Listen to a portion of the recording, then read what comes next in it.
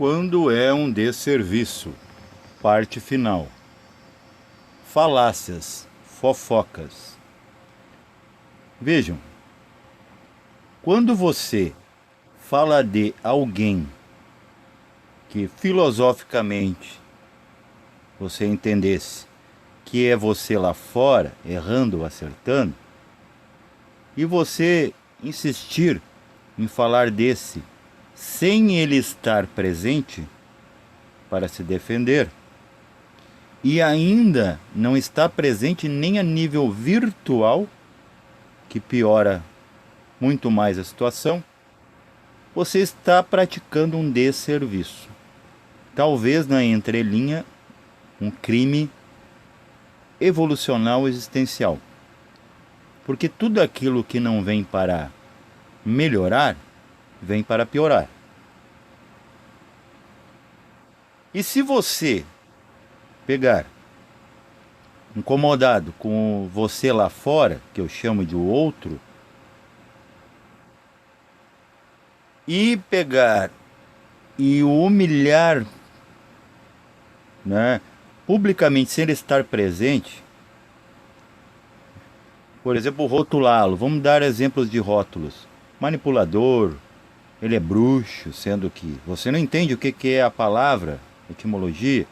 Bruxo, por exemplo, bruxa vem de Bricha, uma deusa celta.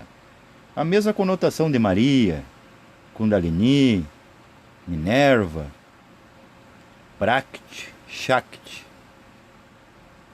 Então já é um desrespeito com as crenças, né? Apesar que tem crenças anômalas que faz tu não criar. Essas tu deves e podes, né, nas épocas emergentes, que é a época da verdade, Aquários, você fazer o seu PROCON.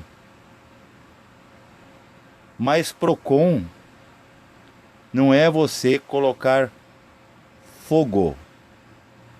É colocar os pontos para ajustar, porque estamos aqui para equilibrar. Seja na balança da esquerda ou na direita. Tem coisas que tem que piorar um pouco para a pessoa ter um empurrãozinho, né? Um impulso. Tem coisas que podem melhorar, então que a gente vai ter que fazer esse serviço. Daí é serviço, não é desserviço. Então fofoquear, né, é tu falar duas vezes uma coisa que não vai ter um resultado prático.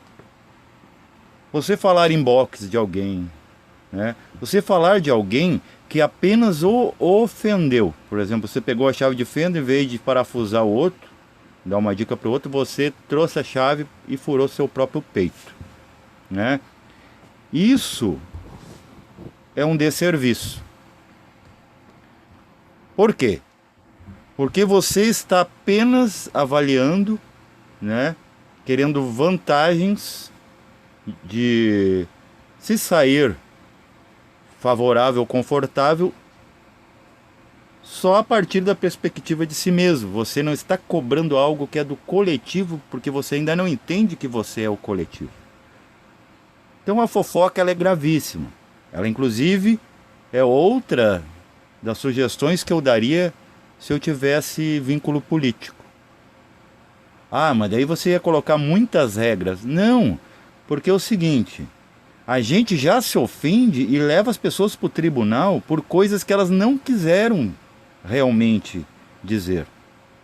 Por exemplo, hoje você, né, por exemplo, se você tem uma cor e você, uma cor de raça, e você cria uma lei para ter cotas para uma raça que não é a mesma de tonalidade da sua pele, já estão dizendo que isso é racismo. Mas você está querendo favorecer. Os entusiastas da encrenca, né, do ativismo, colocam isso assim: não, é um branco que acha os negros inferiores e que eles devem ter uma ajuda, uma esmolagem. E não é bem assim. Quiçá todo branco pensasse no seu irmão de outra cor. Mas também é interpretado no final como cisão, né? Como o cianismo lá do Hitler, Só que ele realmente queria separar. A pessoa que cria uma lei a favor de uma raça desassistida, ela tem o intuito de ajudar, gente. E isso é crime. Né? Você dizer, eu estou criando cotas para a raça negra, a raça índia, o índio também agora tem seu lugar na sociedade. Tem pessoas que acham assim, não, é porque acham eles coitados, tem pena deles. E não tem nada a ver. Isso é um desserviço pensar assim.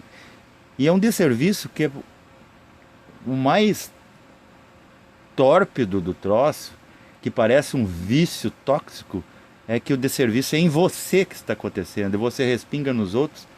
E todos que são como você, vibram naquela mesma nota, vão fazer. Porque é o seguinte, o mental concreto, vamos entrar agora no metafísico, o mental concreto, quem já contemplou a sua mente, onde você é humano por excelência e não aqui, como você vê as aparências, ele tem estrias. Cada estria pela sua cor, imagina um ovo de Páscoa pintado da cintura para baixo, com cores feias. Ele liga a uma nidana.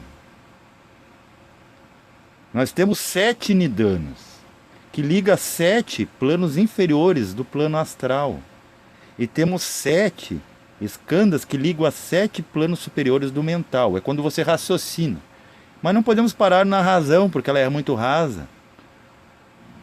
Então você imagina fios ligados com você mesmo. Você acha que a influência está sendo lá de fora. Seu próprio mental tem áreas inferiores. Senão você não pensaria negativo. E esse é o assunto, né? Que temos imensos penhores. Temos que resolver. Sem um pensamento negativo, não há uma emoção de mesma cor, de mesmo som, de mesma tônica inferior para revesti-lo.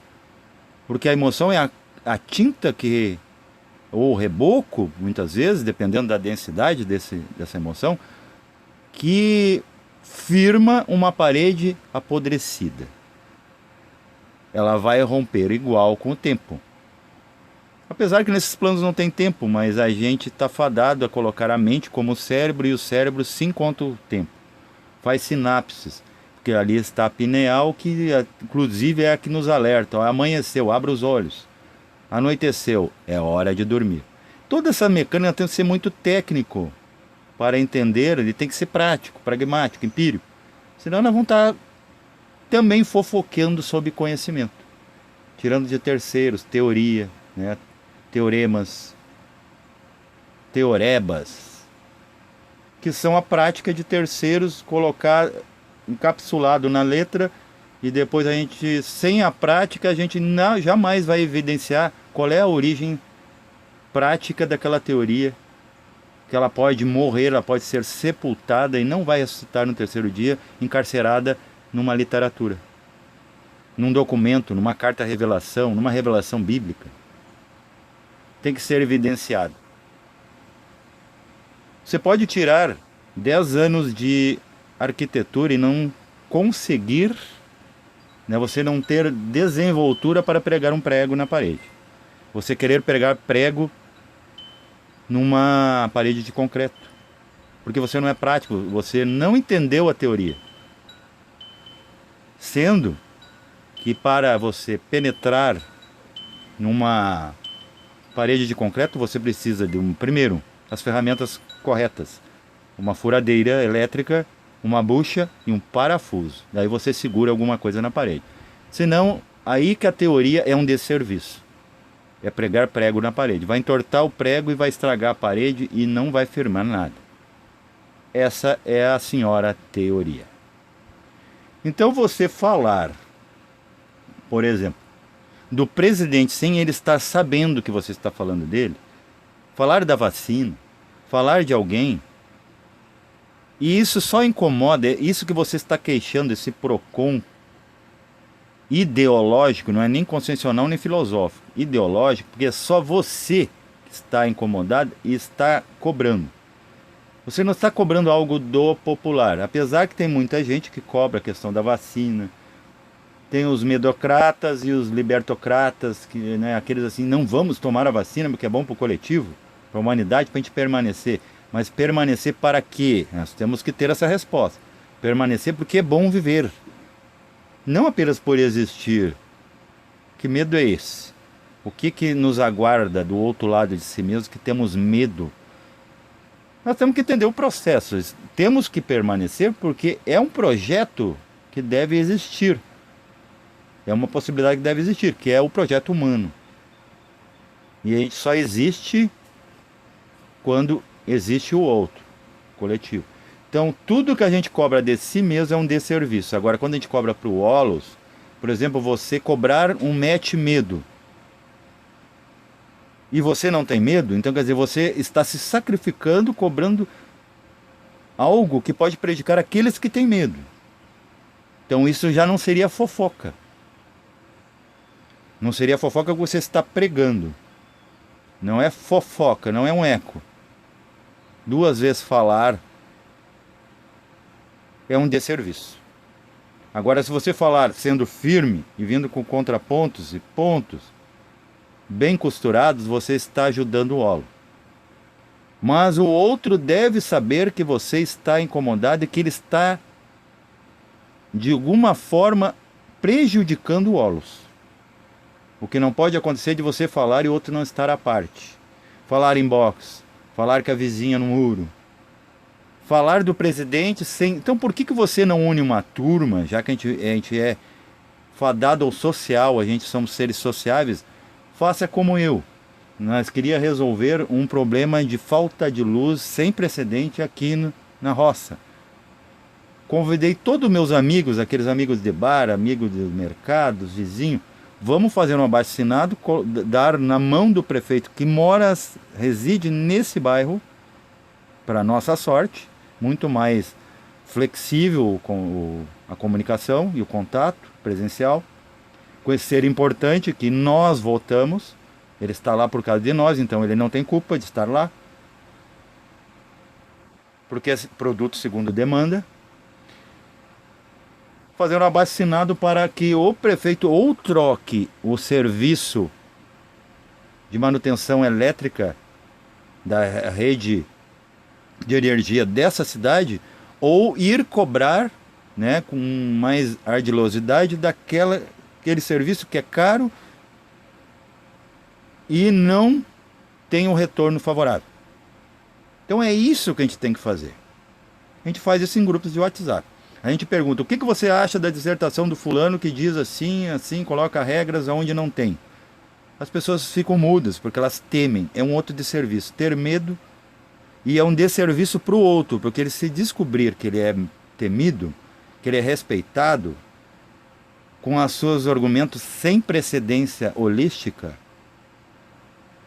criará-se um nepotismo, seja espiritual, seja conceitual, seja político, e aquele ser continua naquele disco, fazendo todo mundo dançar em riscos. Porque quem não sabe dançar pode cair e não mais levantar. Descubra os desserviços reais e faça seu serviço que você veio fazer. Porque se você parar, a lei régia, enquanto você existir, irá lhe cobrar e poderá sair muito caro no final. Paz reverencial.